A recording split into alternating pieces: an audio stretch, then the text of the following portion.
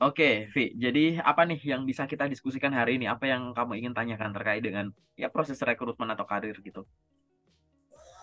Sebenarnya saya masih bingung, Pak. Saya Hmm? itu harusnya ngelamar, kalau misalkan mau ngelamar tuh posisi apa? Soalnya saya Hmm? jurusan HI, tapi sebenarnya kurang suka untuk di depan, di front dinner.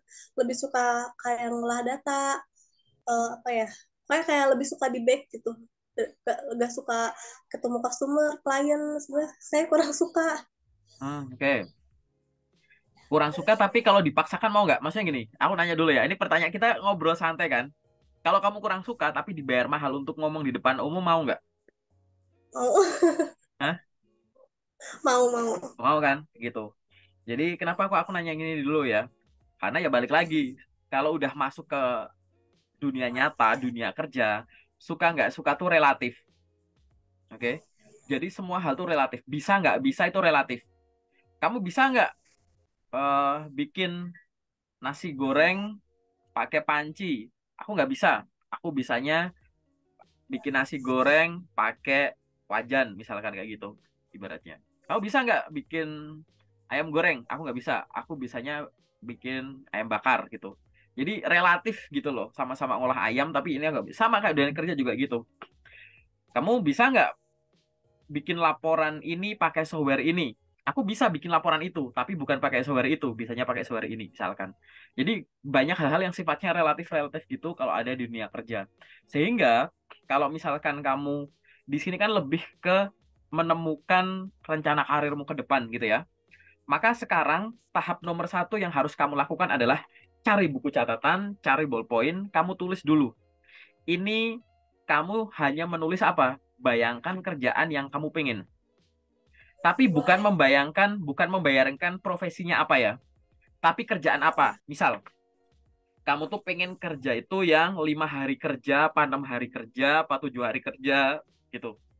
Kamu pengen kerja yang sesuai jurusan apa enggak? Kamu pengen gaji yang dibayar berapa? Kamu pengen sistemnya shifting atau enggak? Kamu pengen yang ada tahan ijazah enggak? Ada penalti enggak? Kamu pengen kerja di kotamu aja, atau di provinsi mana, atau seluruh Indonesia, atau seluruh dunia? Kamu pengen kerja yang menggunakan software apa, kerja apa gitu. Jadi akhirnya kamu punya list. List apa? List yang aku pengen tuh kerjaan yang nggak begini. Oh, aku pengen kerja boleh sesuai jurusan, boleh enggak. Kalau yang sesuai jurusan, aku tuh pengen yang gajinya sekian, pengen yang sistem kerjanya begini, jam kerjanya begini, benefitnya ini, kerjaannya berhubungan dengan ini. Definisiin aja dulu. Nggak usah ada batasan imajinasi. Paham nggak? Gitu. Tulis dulu yang kamu pengen, definisikan tanpa ada batasan. Ini loh, kalau sesuai jurusan, aku pengen kerja tuh yang kayak begini. Kalau yang nggak sesuai jurusan, aku pengen kerja yang kayak gini. Ini aku ngomong jurusan, misalkan asumsinya kamu adalah seorang fresh grade yang belum punya pengalaman. Tapi nanti kalau misalkan kamu udah punya pengalaman, ya sama. Kamu pengen bekerja yang sesuai bidang atau sesuai pekerjaanmu sebelumnya nggak? Kamu pengen kerja yang tidak sesuai dengan pengalaman sebelumnya nggak? Kalau yang sesuai itu gimana? Kalau yang nggak gimana? Gitu. Nggak usah ngomongin profesinya, cuma idealnya versimu. Aku pengen kerja yang Senin sampai Jumat, nggak ada sistem shifting, kerjanya pagi sampai sore. Kalau ada overtime, dibayar lemburannya. Terus ada tunjangannya BPJS. Aku pengen yang di sekitar Jabodetabek aja. Aku pengen yang gini. Terus gitu aja, definisikan aja dulu. Ditulis tapi. Oke? Paham? Kalau udah paham, setelah paham, mulai kamu bayangin, kira-kira kerjaan yang kamu pengen tadi, your dream job itu, dia bisa dipenuhi menggunakan profesi apa? Kira-kira tuh hal-hal semacam ini tuh ada di profesi apa sih? Oh, ternyata ini ada di staff HR, staff admin, sekretaris, customer service, misalkan gitu. Jadi coba temukan profesi-profesi yang menurutmu pribadi ini tuh bisa masuk gitu. Oke? Gitu dulu. Kenapa kok aku harus menyampaikan ini? Karena pergerakan ke depan itu harus dilandasi dengan yang kamu pengen dan yang kamu bisa. Oke? Karena bekerja itu tuh menghubungkan 3 hal. Keinginan, kemampuan, dan kesempatan. Paham nggak? Kalau ada kemampuan, ada kesempatan, kamu keterima, tapi nggak ada keinginan, atau kamu tidak bisa memunculkan keinginan menjadi suatu kecintaan dalam bekerja, nanti kamu kerja yang ngalir aja gitu. Paham nggak? gitu. Kalau kamu ada keinginan, ada kesempatan, nggak ada kemampuan, ya bingung juga. Ah, ini ngelamar ngapain? Cuma modal pengen doang nih, kemampuannya nggak ada gitu. Oke, nah di sini tuh aku pengen ngajarin kamu itu dulu. Bikin basicnya tuh keinginan, keinginan yang tanpa dibatasi apapun. Pengennya gimana? Paling enak tuh ditulis. Oke, setelah itu kamu pikirin ya, aku pengen ini tuh biasanya ada di profesi apa sih? Oke, yang sesuai bidangmu HI. Di HI tuh ini. Kalau yang ini tuh paling ini. Udah tuh. Akhirnya apa? Tadi tahap satu kamu udah punya list kerjaan yang kamu pengen. Tahap dua kamu udah ada list profesi yang kemungkinan kamu inginkan. Oke? Setelah itu, sekarang kamu masuk ke tahap tiga. Tahap ketiga ini adalah eh, evaluasi kemampuan gitu. Jadi yang tahap ketiga itu apa? Kamu mulai bayangin satu-satu profesi yang kamu tulis. Oh, tadi yang sesuai jurusan nomor satu tuh yang aku tulis itu adalah misalkan dosen. Dosen gitu kan. Kamu nulis jadi dosen HI gitu. Habis kamu nulis profesi tadi, browsing. Studi literatur dulu nggak apa-apa. Tugas dan tanggung jawab seorang dosen HI itu apa misalkan. Sama kalau kamu pengen kerja di luar bidang kamu. Staf administrasi, browsing dulu tugas dan tanggung jawab staf admin, KPI staf admin, kegiatan harian, bulanan, mingguannya staf admin, ya kan? Yang berkaitan dengan staf admin siapa aja, gaya penampilan staf admin kalau perlu, tools, alat-alat pendukung kerjanya, hardware dan software yang harus mampu dioperasikan oleh staf admin, gitu. Kamu definisikan gitu. Ke mana? Ke semua profesi yang tadi kamu tulis. Kan tadi kan udah. Tuh, aku pengen kerjaan begini, kemungkinan ada di profesi ini. Nah, masing-masing profesi di breakdown. Apa sih KPI, tugas tanggung jawab, dan lain-lain. Yang sini juga sama. Yang sesuai jurusan atau yang enggak. Nanti, keduanya ini, kamu kategorikan. Jadi nanti kamu kelompokkan 3 jenis skill. Jadi 3 kelompok skill. Oke, tadi kan kamu udah membayangkan kayak tadi ya. Oh, ini tugas, tanggung jawab, wewenang, interaksi, tools yang dibutuhkan, dan lain-lain. Dari tahap 3 nanti kamu outputnya gini. Apa yang kamu udah bisa, tapi udah jago juga. Pertahankan, tingkatkan. Apa pengetahuan, kemampuan, atau pengalaman di profesi-profesi itu yang kamu udah bisa tapi belum lancar. Berarti kamu sambil meluangkan waktu untuk melamar kerja, kamu juga harus melatih itu. Biar bisa dan lancar, mahir. Gitu. Dan yang ketiga adalah skill atau pengetahuan apa yang kamu baru tahu, belum bisa, belum pernah, padahal itu dibutuhkan untuk profesi-profesi tadi. Nah, itu kamu harus kejar, paham nggak? Biar apa? Kita mulai menghubungkan antara yang kamu pengen dengan kemampuanmu, paham nggak? Karena nggak bisa, misalkan jurusanmu nih, jurusanmu akuntansi. Terus kamu, eh, kalau aku tanya gini, emang semua orang jurusan accounting pasti keterima gitu jadi staf accounting? Kan belum tentu, ya kan? Orang lulusan S1 psikologi emang semuanya langsung keterima jadi HR gitu? Kan enggak gitu. Jadi hanya karena itu ya, kamu harus menunjukkan tuh bahwa ini dikonekkan secara kuat antara keinginan dan kemampuan. Gitu dulu. Oke? Kalau udah connect, nah dari kemampuan kamu ke kesempatan. Paham nggak? Gitu. Jadi aku ulang lagi ya, sampai di sini dari 3 tahap ini, intinya definisikan kerjaan yang kamu pengen. Setelah itu, yang kamu pengen ini coba kamu definisikan sebagai profesinya apa. Setelah itu identifikasi di profesi itu membutuhkan kompetensi yang kayak gimana. Akhirnya menghasilkan daftar kompetensi yang kamu belum bisa, bisa tapi belum lancar, dan bisa dan udah mahir.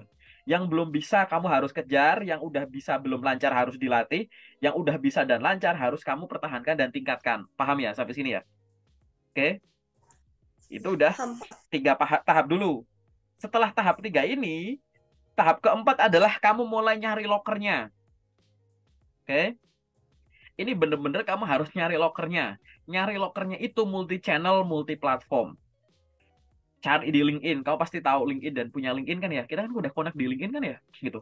Cek LinkedIn, cek job portal, misalkan Jobstreet, cek Glints dan lain-lain gitu. Oke. Terus habis itu kamu cek di mana website perusahaan gitu. Cek di mana lagi grup WA aku boleh gitu. Cari sumber-sumber loker yang pasti-pasti aja. Nggak usah nyari tempat-tempat yang banyak tapi isinya mah loker-loker palsu semua gitu. Nggak semua sih, banyak kan gitu. Yang kayak tadi-tadi aja dulu, itu pun aja kadang kamu juga harus masih filter.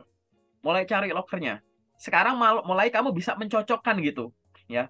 Tadi kan ibaratnya yang kamu pengen udah dibentuk dengan kemampuan, tadi udah ketemu tahap 3 udah ada kemampuan. Kemampuan tadi pasti kan udah tertulis di CV dan dokumen pendukung. Oke. Nah, saat ke tahap keempat kamu mulai nyari loker, dicocokkan dulu tuh.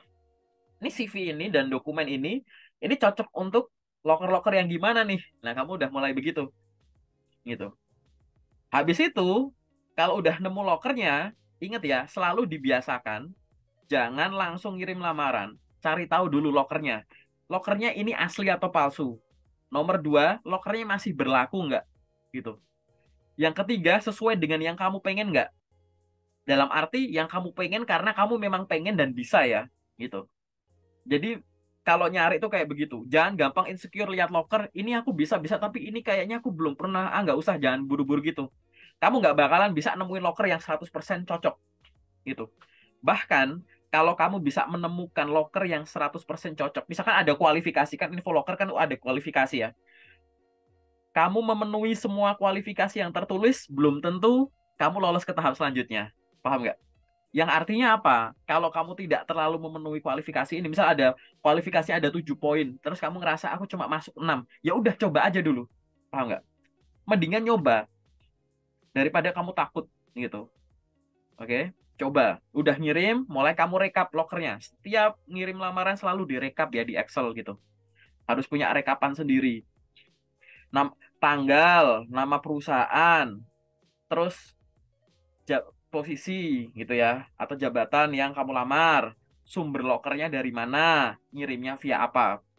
Tanggal 1 PT ABCD, staff admin, sumber loker dari LinkedIn, ngelamarnya via email. Keterangan baru mengirim lamaran gitu. Jadi harus harus bikin list kayak begitu, direkap. Walaupun nanti ya kalau kirim lewat email di pesan keluar ada rekapnya, di LinkedIn ada rekapnya, di job portal ada betul, tapi rekapnya ngacak. Kamu harus punya rekap yang master rekapnya gitu loh, yang jadi satu gitu. Ya. Nanti habis punya data begitu, lamarlah secara rutin. Teman-teman di grup loker rata-rata sehari bisa ngirim 20 sampai 30 lamaran. Aku nggak tahu kamu sejauh ini berapa banyak gitu. Di sini aku nggak ngajarin kamu untuk banyak-banyakan, tapi maksudku adalah kalau sumber lokermu banyak tadi ya, job portal ABC, LinkedIn, website, grup WA aku, ini dua aja sehari, udah 12. Paham ya? Kalau masing-masing 3, udah 18 gitu. Jadi jangan ngebayangin, oh kok bisa sampai 30 ya? Ya iyalah gitu. Sumbernya banyak. Nyari di LinkedIn 5 masa susah. Padahal LinkedIn isinya nggak cuma loker. HRD ngumpul di LinkedIn, user ngumpul di LinkedIn. Kalau masih kesusahan nyari info loker atau kesempatan ngirim CV di LinkedIn, biasanya dan seringkali malah kamu cara main LinkedIn masih salah, belum optimal. Paham ya? Kayak gitu.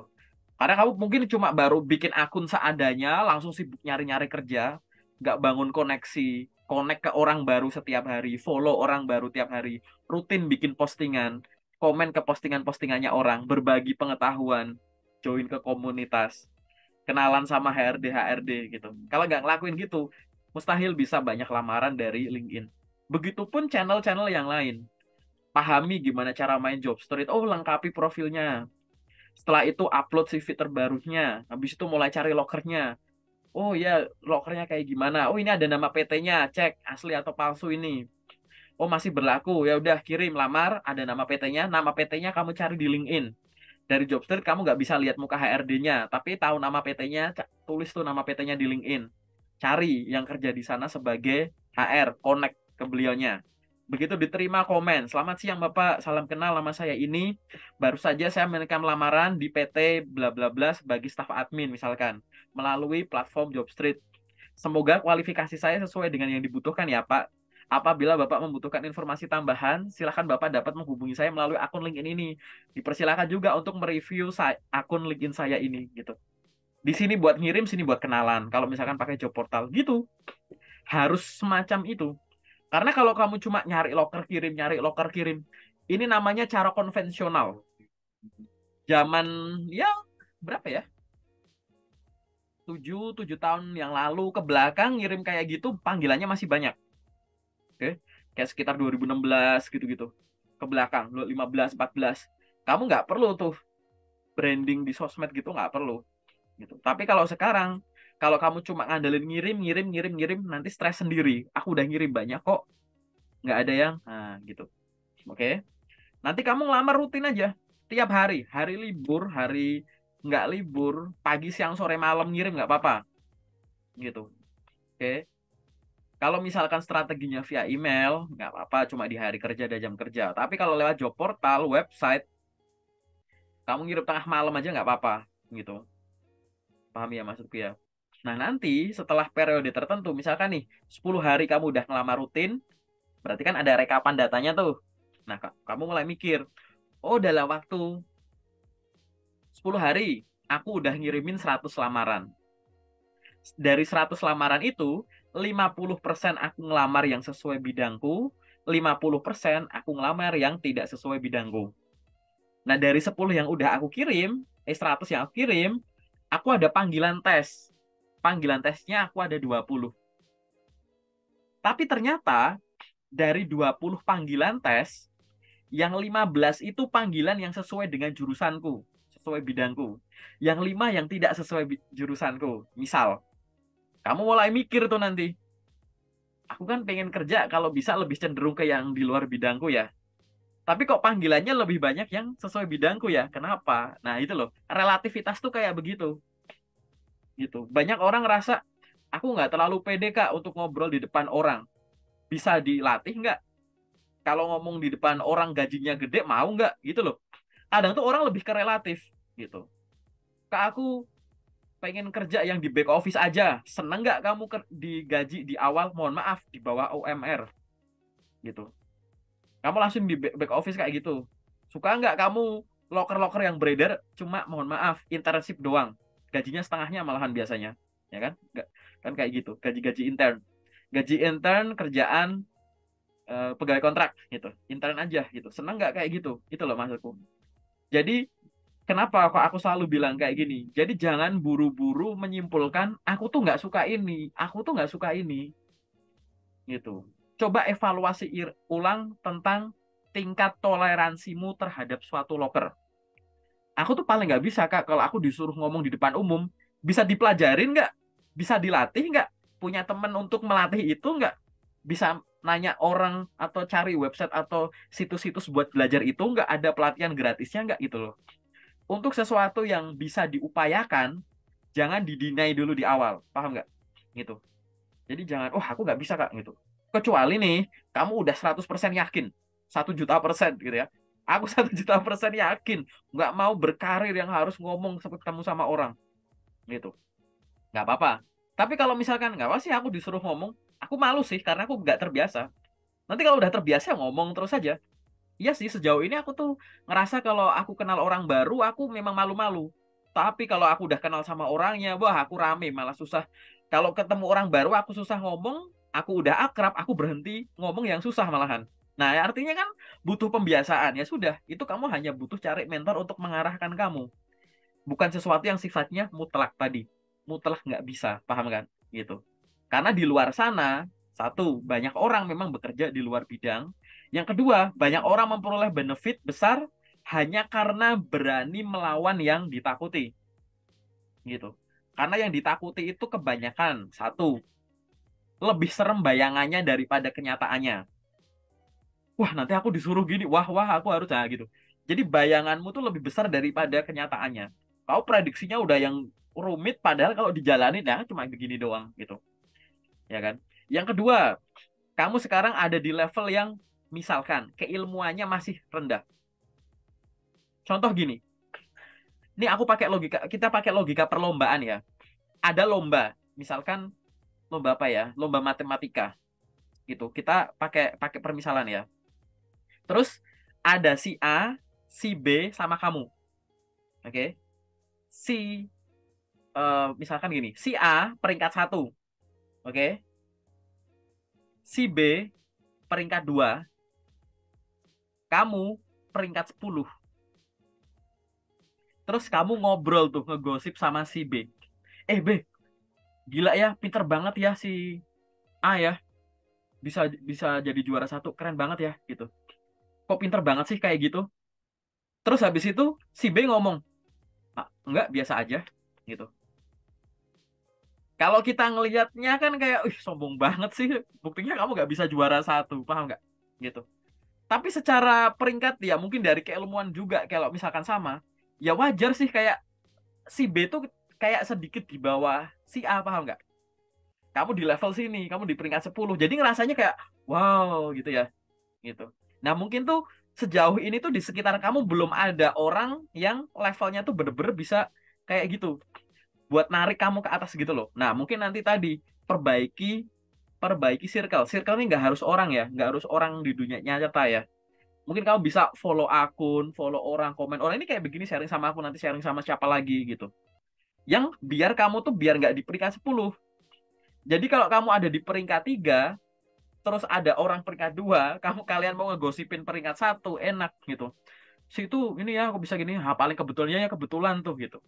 Kamu nggak terlalu silau. Artinya apa di sini? Balik lagi, kok ini nggak mungkin ya kayaknya, aku nggak bisa lah kayak gitu. Karena antara itu dan kamu jaraknya mungkin masih jauh.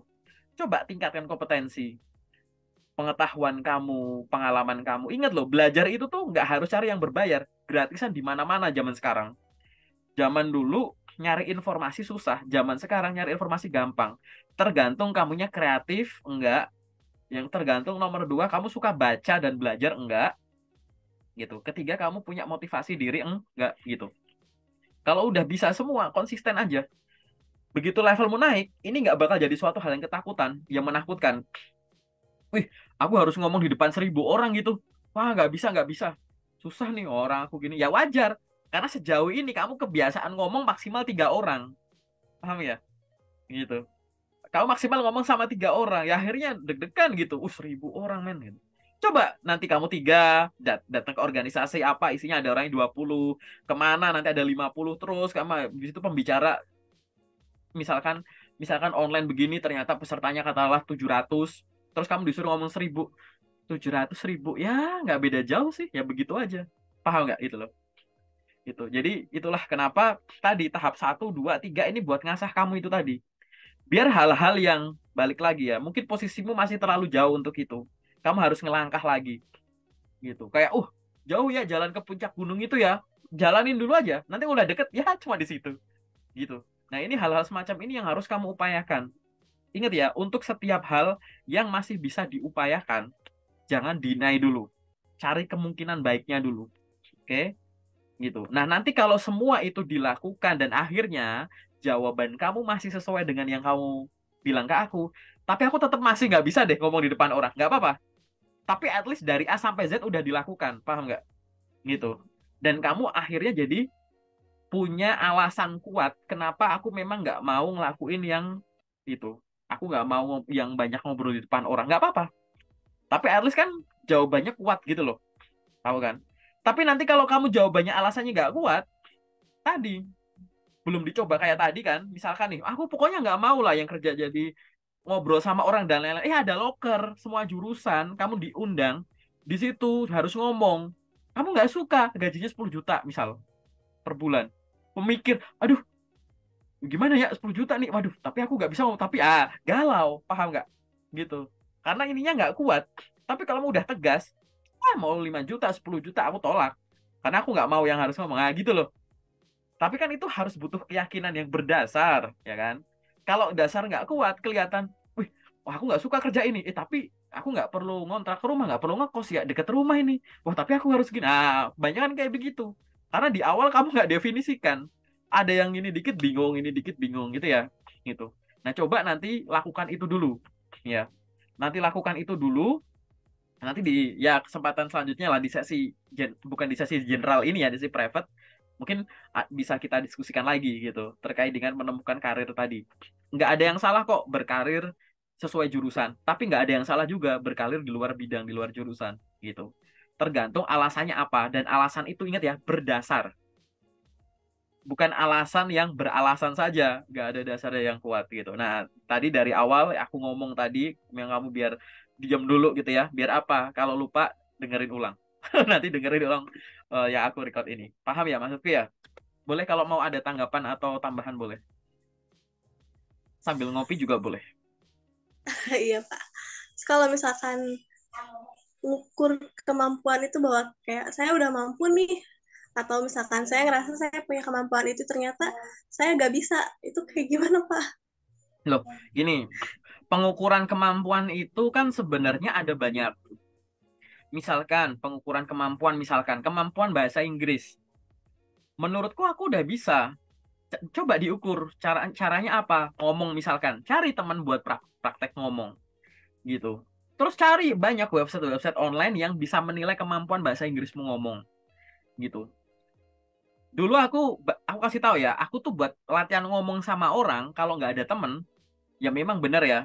Kamu bisa ngomong sendiri, tapi kalau ngomong sendiri di kaca kan kamu nggak bisa dikoreksi kan. Kamu, aku dulu sering record, bikin videoku aku sebar ke teman-temanku. Teman-teman, ini aku barusan bikin perkenalan diri pakai bahasa Inggris, di komen dong, kira-kira udah bagus belum? Gitu. Paksa aja orang buat kayak begitu. Kalau nggak bisa ya udah ngobrol gitu. Itu baru biar kayak gitu. Dulu mungkin aku udah pernah sharing atau belum, kamu udah nonton dari channel aku belum. Dulu tuh aku belajar interview itu, aku pakai kertas. Terus aku pakai apa? Tahu ini Omi TV, tahu nggak? Live itu loh, yang live streaming itu loh. Aku pakai Omi TV pakai kertas. Aku tulisin di sini. Berikan saya satu pertanyaan wawancara kerja bebas. Aku giniin. Ya nanti orang random, aku dikatain ya nggak apa-apa. Tinggal next, next, next. Nanti pasti ada yang nanya beneran gitu. Udah, kalau udah jawab terus gimana Kak? Tanggapanku bagus, bagus, bagus. Terus aku balik. Ada punya akun LinkedIn nggak? Minta dong gitu. Udah, temenan, punya kontak. Terus lagi next gitu. Itu aku ngelatih diriku biar apa? Aku nggak ada temen, tapi aku butuh ngerasain suasana ditanya dadakan. Yang kan kita nggak tahu ya, HRD sama user mau nanya apa kan kita nggak tahu, ya kan?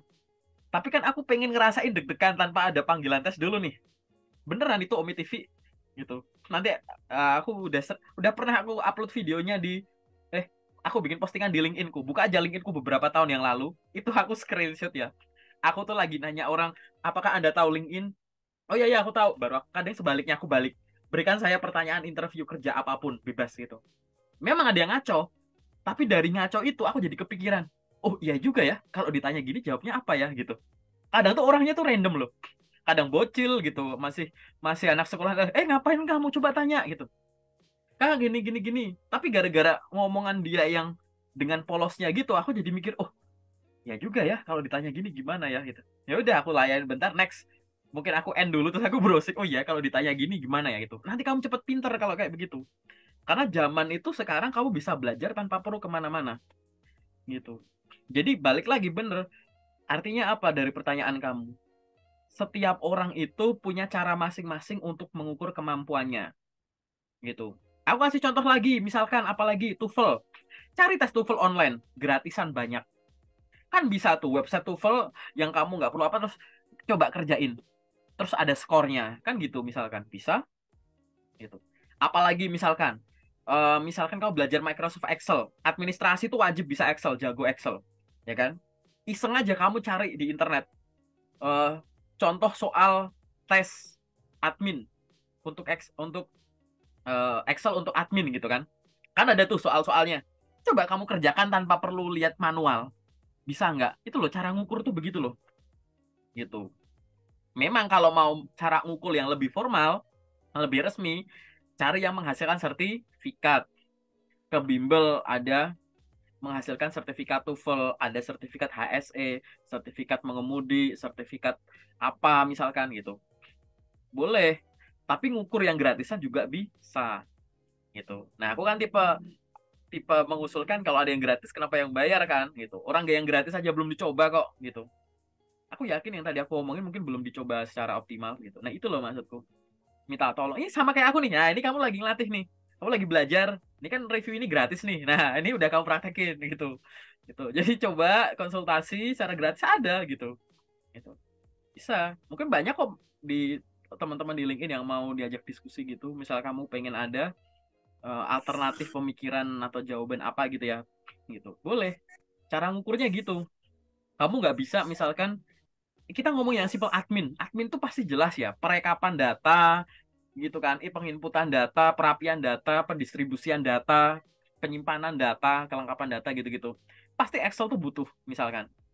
Coba kamu emang udah mengupayakan apa buat Excel? Jangan-jangan sejauh ini kamu ngeluangin waktu tiap hari cuma buat apply job.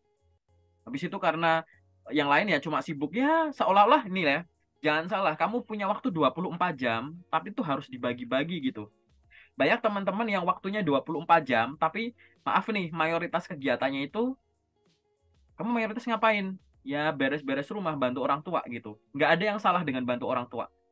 Tapi ibaratnya kita pakai logikanya tuh gini. Kalau ngantuk, tidur. Kalau lapar, makan. Bener nggak? Kalau haus, minum. Artinya, kalau kamu job seeker, ya cari job. Paham nggak? Jadi waktumu 24 jam itu harus dominan ke kegiatan-kegiatan yang mendekatkanmu kepada kesempatan job. Entah itu melamar kerja atau belajar pengembangan diri. Pengembangan diri apa? Yang tadi. Yang kamu belum bisa, tapi harus bisa karena kamu pengen ngelamar posisi itu. Atau yang kamu bisa, tapi belum mahir. Yang harus kamu latih itu. Gitu. Jangan sibuknya gitu kan. Waktu tidurmu terlalu panjang. Nggak ada yang salah dengan tidur ideal. Tapi berapa banyak orang yang mengorbankan waktu di saat yang lain udah tidur, dia masih belajar. Yang lain udah tidur, malam-malam masih buka LinkedIn apply-apply. Gitu loh. Kegiatanmu tuh harus kayak begitu. Kalau sekarang kegiatanmu kayak, ya kak, aku bantu orang tua dari jam 7 sampai jam berapa, aku nggak tahu jam berapanya. Lah kan bisa molor itu nanti. Sampai jam 10, dijamin aja nggak apa-apa. Bukannya nggak mau bantu ya. Cuman kamu harus punya nyusun ini, time management. Banyak orang jadwalnya ngacak di situ. Gitu. Apa ngurusin ponakan, ngurusin ini. Tapi itu sebenarnya ya boleh gitu. Cuman disusun deh biar kamu tuh jelas jadwalnya. Oh, 24 jamku segini ya waktunya. Coba nanti digambar juga nggak apa-apa itu. Dikurangi jam tidur 8 jam misalkan. Oh, masih ada 16.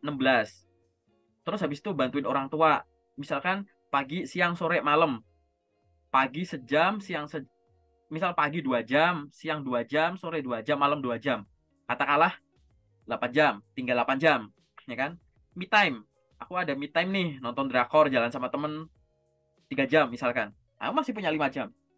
5 jam ini misalkan ya buat eh, apa misalkan buat beres-beres rumah isoma gitu. Sejam.